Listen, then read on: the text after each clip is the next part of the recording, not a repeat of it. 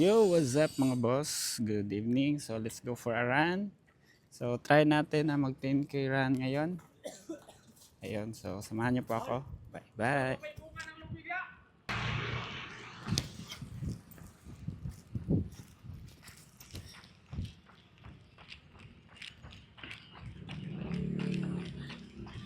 1k.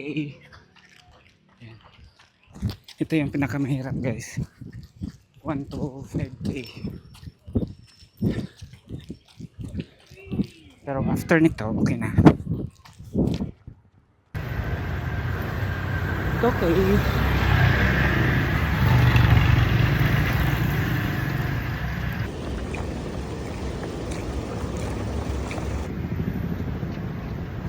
K.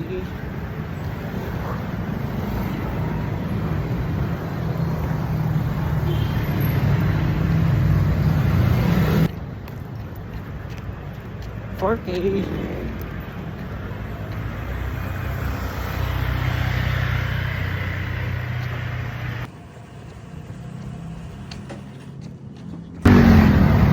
Five k. Halfway. 5k. 5 kilometers left. Let's go. 6k. Oh.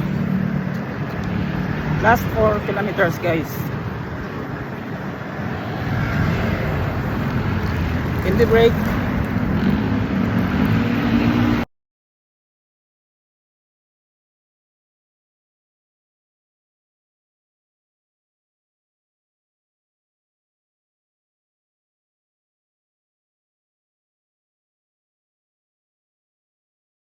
So, inom muna tayo. Pahinga muna. Saglit. Gatorade muna. Gatorade break. Ha. Let's go.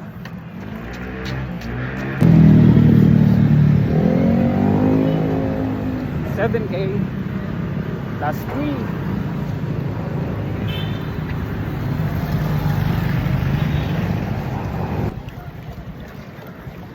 8k.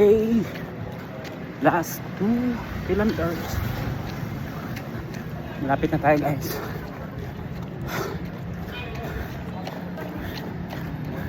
Stay tuned dahil meron tayong topic mamaya.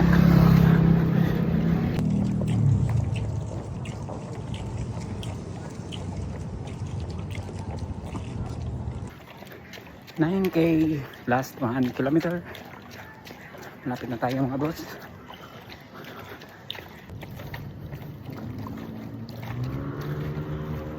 10k mga boss.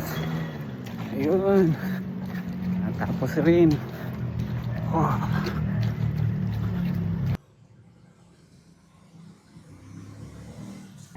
Ayun, so natapos rin natin yung 10 kilometers mga boss. So thank you so much for watching my video. So in this run nga pala mga boss, isa sa realization ko pala is ano lang,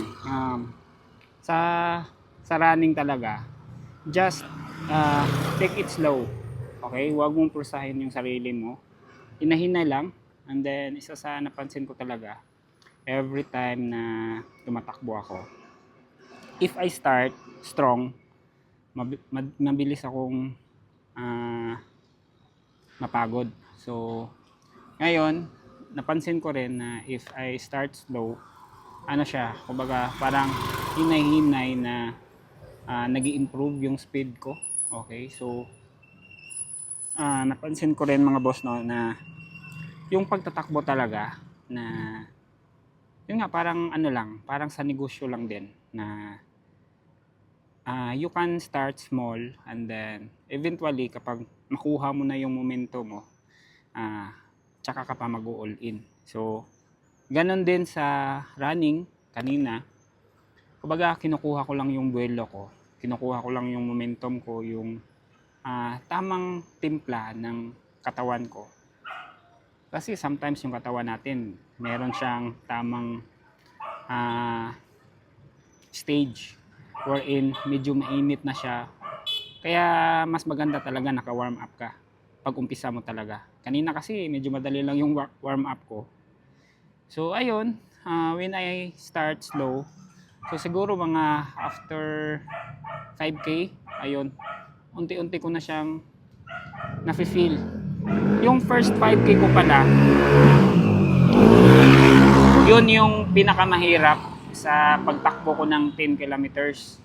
Yun yung pinakamahirap na stage, yung 5 kilometers. Pero pag natapos mo yung 5 kilometers, unti-unti siyang makukuha ng katawan mo yung momentum, makukuha ng katawan mo yung tamang timpla ng yung mechanism sa loob ng katawan natin. Kaya parang ano na lang siya, normal na lang siya. Okay? Pero same pa rin kagaya kahapon na after ko na complete yung 10 kilometers, ang light ng pakiramdam. So ayun, parang bago ako ulit. So yun yung kagandahan talaga sa pagtatakbo. So kaya I really recommend talaga sa lahat ng mga computer technicians, sa lahat ng mga computer store owner, computer shop owner, ayan, lahat ng mga negosyante, yan, kung gusto nyo talaga na mabalik nyo or makuha nyo yung momentum nyo sa negosyo, kailangan nyo ring pagtuunan ng pansin ng sarili nyo. So ayun lang, Roger Silvido nga pala ulit, isa akong negosyante at meron akong 5 taon na experience pagninegosyo ng dito sa computer shop business. So ayun, invite ko pala kayo mga boss, no? Meron tayong group which is Work Smart Community. So pwede kayong pumasok doon. Okay, see you on my next vlog mga boss. Bye bye.